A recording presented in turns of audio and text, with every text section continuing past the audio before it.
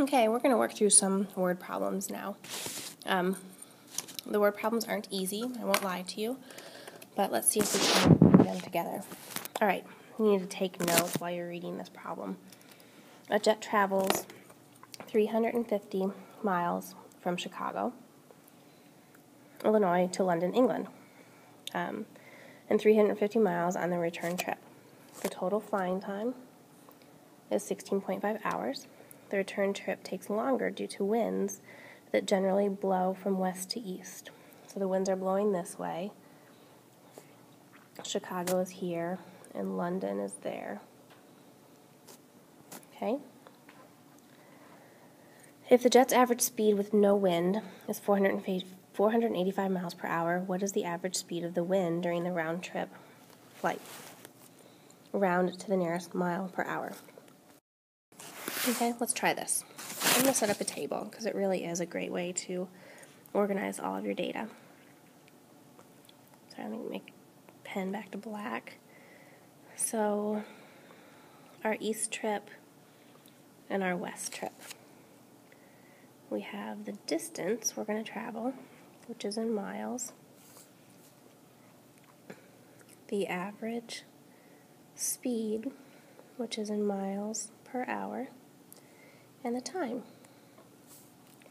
All right, I'm going to move these down a little bit. So much easier to work in pencil. East, west. So when we travel to England, we're traveling 3,950 miles. Our average speed, well, let's do the trip back is also 3,950 miles. Now if we think about it, it says that the winds generally blow from west to east. So this is the wind. Okay? Make some wind here. Be nice if it were blue, right? So the wind is generally blowing that direction. So when we're traveling from Chicago to London, the wind is at our back. So think about if you're running. I know when I'm outside running and the wind is at my back, it's so much easier to run. So we are going to take our average speed, which is the plane, plus the wind, because the wind is helping us. It's pushing us. And then when we're flying west back to Chicago, we are against the wind. So we need to take away the speed of the wind. Okay? So when we're flying here, we're adding the wind. When we're flying back, we're subtracting the wind. And the time for that, now time, just like with the word problems we did in section 8.3, time is distance over average speed. So we have distance over average speed. Okay, so that's our table. Now what we're going to do on the next page is set up traveling east, time for east, plus time for west equals total time. And we'll be able to solve for W. What we're looking for, sorry to wrap this whole thing up, to move on to the next page, we're trying to find the speed of the wind. Because if you look back at the problem, it says if the jet's average speed with no wind is 485 miles per hour, what is the average speed of the wind during the round-trip flight? Okay, let's get another slide. All right, let's set up our equation. Okay, we have the trip east, the time east, which is 3950 over W, over the speed of the plane plus the wind, okay, plus the time west, 3950 over 45 minus W, and that equals 16.5. Now we need to multiply by our least common denominator, which needs to include both of those pieces. So 485 plus W, 485 minus W. It's going to get a little crowded here, sorry. 485 plus W, 485 minus W, 485 plus W, 485 minus W. Cancel. So we're simplifying, and we get 3950 times 45 minus W plus 3950 times 45 minus plus W. Because I'm going to cross these off, equals 16.5. I have not foiled this yet, but yes, we are going to have to. And our number is going to get really big. All right, get out your calculators and let's crunch some numbers. 3950 times 45, 1915750 minus, okay, plus 1915750 plus 3950W equals, going to do 16.5. Okay, let's FOIL this. 45 times 45. 235225. That was first. Okay, outer and inner are going to cancel because I have the difference of two squares. And last, minus W squared. Okay, let's collect some like terms. It's like these cancel out. And I have 1915750 plus 1915790, which gives me 3831,500 equals 16.5 times 235225.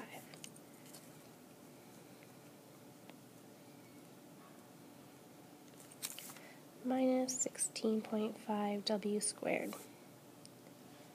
Yeesh. Alright, I'm going to get that 16.5 W squared positive. Add 16.5 W squared to both sides. 3881212. That should be a point. 0.5 minus 3831500. 49712.5. Divide by 16.5. W squared equals square root of both sides.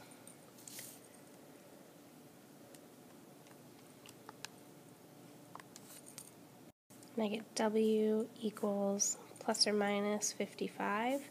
You can't have a negative wind speed, so W equals just plain old 55. Okay, the numbers were huge, but the hardest part is setting up your first equation. After that, you just have to watch your numbers. Let's try another one. Okay, on a river, a kayaker travels 2 miles upstream and 2 miles downstream. And your total time is 5 hours. In still water, the kayaker can travel at an average speed of 2 miles per hour. Still water means that the water isn't moving, there's no current.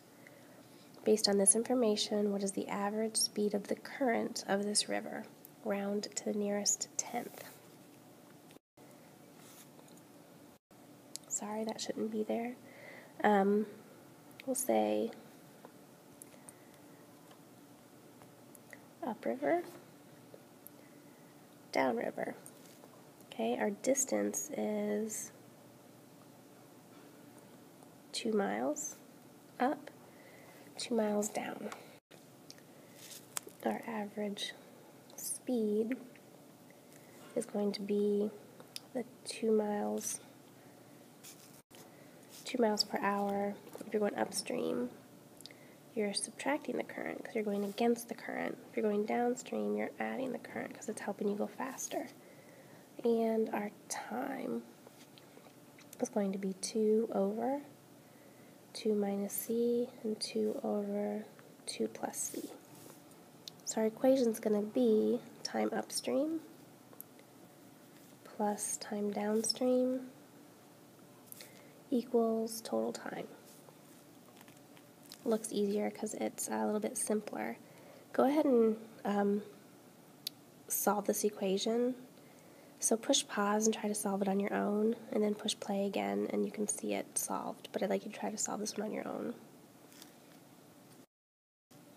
Alright, okay, try to follow the work. Set up the same way as the last problem, and your current is about 1.55 miles per hour.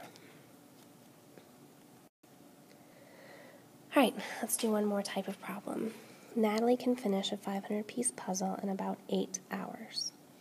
When Natalie and Renzo work together, they can finish a 500-piece puzzle in about 4.5 hours. About how long will it take Renzo to finish a 500-piece puzzle if he works by himself? Okay, try to wrap your mind around that. They're sort of crazy, but let's see if we can do it. Alright, let's just talk about Natalie. Okay, she can do one puzzle in how long? What is her rate? So you can do one puzzle in 8 hours. Okay? Renzo. He can do one puzzle in, we don't know how long, right? So that is the rate of how they work. Let's see where that can take us. I'm going to turn the page so I have more space to work. So let's talk about Natalie's rate. I'm going to call her Nat. Her rate times how many hours she worked. So she did one puzzle per hour times how many hours she worked. That talks about, so if she did, so a rate would be like puzzles per hour times hours. It gives you just how much puzzle she got done. Okay, so Natalie's rate is one puzzle for 8 hours, and she worked for 4.5 hours. Now, Renzo's rate is 1 over h, and he worked for 4.5 hours. And that equals a complete puzzle. Okay?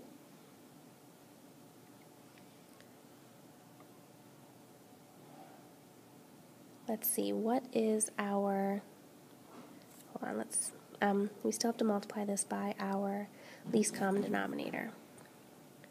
Our least common denominator needs an h and an 8. So let's multiply everything by 8h. 8h and 8h. So these cancel. Oops. Sorry. These, oh, there we go. These cancel, and I'm left with 4.5h plus these cancel. 4.5 times 8, 36 equals 8h. Let's solve for h. I'm going to subtract 4.5 from both sides.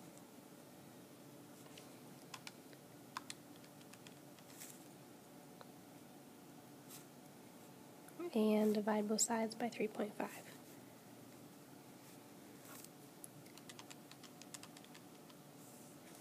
H equals 10.3 hours. And you can leave it like that. We don't have to figure out exactly how many minutes. It's a little over 15 minutes. But let's talk through this again. So I talked through Natalie's rate. Let me change back to blue. We're going to add that to Renzo's rate times hours, and that's going to equal a whole puzzle. Okay? So Natalie working by herself plus Renzo working by himself is going to equal one whole puzzle. And they're all going to work out like that, but let's try another. Okay, Julian can mulch a garden in 20 minutes. So I see Julian can mulch one garden in 20 minutes.